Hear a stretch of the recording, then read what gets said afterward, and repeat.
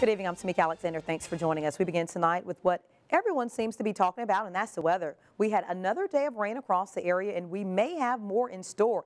Let's get the very latest on Alabama's home team forecast with Chief Meteorologist Richard Scott. Hey, Richard, cold night out there tonight. Yeah, to make it really cold out there tonight, but we're above freezing, so no issues with travel on the roadways out there, just a cold rain. And what we're dealing with right now, we have a dense fog advisory across much of central Alabama. That includes Interstate 2059 and points south. Again, a lot of fog late tonight, so keep that in mind if you're going to be traveling. Down to the south, watching a batch of rain moving into south central Alabama. Also, this band of rain to the northwest of I-2059, slowly drifting south and east. So we're going to watch that tonight as more rain does arrive across much of our area. 43 Tuscaloosa, but it is a lot warmer just to the east of town. Roanoke 64. The warm air stays put though, and here's the forecast tomorrow. What we're talking about, temperatures top out around 48 by the mid-afternoon hours with a chance of rain at times. What about the chance of a few snowflakes in the forecast? We'll have the full details. It's coming up in weather, so stick around. Thanks, Richard. WVUA is covering Hale County, where rivers and creeks are overflowing in some parts due to heavy rain. As a result, road closures can be seen all across the area. Riverbend Road is just one of the roads closed due to flooding waters. Resident Ed Moore lives off of Riverbend on Black Warrior River, and he spent the day preparing for the rising waters. The water has gotten so high, Moore leaves his truck and trailer on higher land and drives his boat to his house. Moore says he's preparing for the worst. But it's still raining. We don't know, how it's going, what's going to predict, the peak of it. And I still have stuff out around underneath the house I need to get up and, get it out, in case the water gets under the house. It's not got under the house yet. We're not really expecting it to unless this rain doesn't stop. In Tuscaloosa, a local restaurant is also feeling the effects of the rain. Cypress Inn sits on the banks of the Black Warrior River. Today, water levels rose near the restaurant's back steps. Employees with the restaurant told WVUA this happens about once a year, but it's always a surprise to customers when they see how high the water rises. The customers love it. They are amazed when they come. You can look straight down off of some of the window tables, and where it's usually beautiful luscious lawn and bushes is just water. So they just love coming in and seeing it. We got quite a few gasps and startles today seeing how high it actually comes up to the restaurant. People are amazed when they physically see it.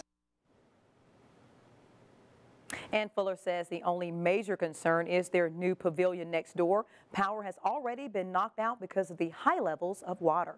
Meanwhile, the Tuscaloosa County Emergency Management Agency is monitoring the situation. According to Deputy Director Billy Green, this is typical rainy weather. Green tells us there have been some reports of flooding and a few road closings throughout the county, but water levels are not expected to peak any higher.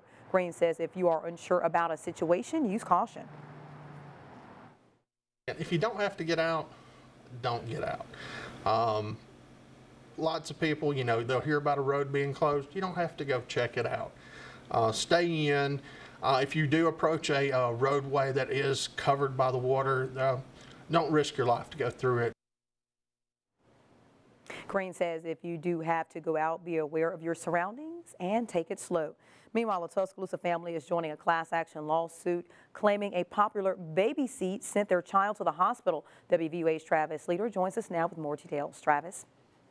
Yes, Tamika. According to the lawsuit, Tuscaloosa residents Jason and Rachel Harris are saying the Fisher-Price Rock and Play sleeper is causing their baby to have to go to Children's Hospital in Birmingham. Now, here's a look at the baby seat.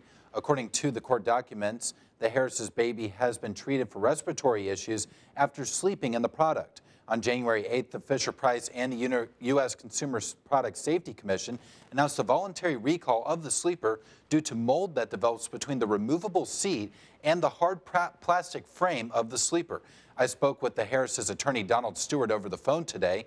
He says he believes, based on the information he has received, the infant's illnesses appear to be directly related to the sleeper. The Consumer Product Safety Commission says the warning applies to 800,000 recliner seats. The agency advises parents to check for dark brown, gray, or black spots that can indicate the presence of mold under the removable seat cushion. Tamika?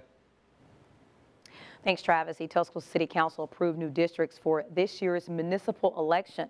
According to City Attorney Tim Nunnally, changes needed to be made in part because of the 2010 census. The final approval does not rest with the City Council because of the Voting Rights Act. The U.S. Department of Justice has to approve the city's proposal. Tuscaloosa County District Judge Scott Donaldson has been appointed to a seat on the Alabama Court of Civil Appeals. Governor Robert Bentley announced today that he was appointing Donaldson to the appeals court. Donaldson has served as a circuit judge in Tuscaloosa County since 2003. He's a graduate of the University of Alabama School of Law and practiced law for 18 years before becoming a circuit judge. A spokesman for Bentley says the governor will choose a replacement for Donaldson on the Tuscaloosa County bench from a list provided by a nominating committee. For the second year in a row, there are no fire fatalities in Tuscaloosa. According to Tuscaloosa Fire and Rescue Chief Alan Martin, this is remarkable because there are over 20,000 single-family dwellings within city limits. Martin says this is not just because of the firefighters' efforts. He says there is better infrastructure in place to help reduce response times, and there are programs in place to help educate and alert those who may be vulnerable. We have a public education program. We have a smoke alarm installation program where we will install a smoke alarm in your home if you don't have one at no charge to you. We're very active in our schools. We start educating our children in the schools and kindergarten. Martin says, unlike other disasters, at least one person dies every day because of a house fire. The city of Tuscaloosa is allowing local shoppers to buy storm supplies with no sales tax. The Tuscaloosa City Council set the last weekend of February as the time you can get certain supplies. People can purchase items such as batteries and weather radios without increased levies. Some higher price tax-free items include generators up to $1,000. City Communications Director Deidre Stallnaker says this is a chance for customers to save some money. Yeah, consumers can get these items that are needed really in our area at almost a discounted rate. You know, sometimes stores have sales to go along with the sales tax holidays, but this gives them save a little bit extra. Stallnaker also says February is a good time to stock up on these supplies because it's right before the spring severe weather season. 3 Tuscaloosa housing projects are in line to receive additional state funding. The Tuscaloosa Community Development Committee approved sending grant money to Rosedale among other housing projects. Phase 3 of Rosedale will receive $1.9 million in funding through this grant program. 2 other projects, Rosa Gardens on Highway 82 and Hurricane Trace in East Tuscaloosa, are also a part of the plan. Although those 2 projects aren't part of disaster recovery, they will provide housing options for those displaced after the April 27th tornado. People ask, how does that play into the recovery? But the requirement for that development is that the residents be given first preference that were affected by the storm.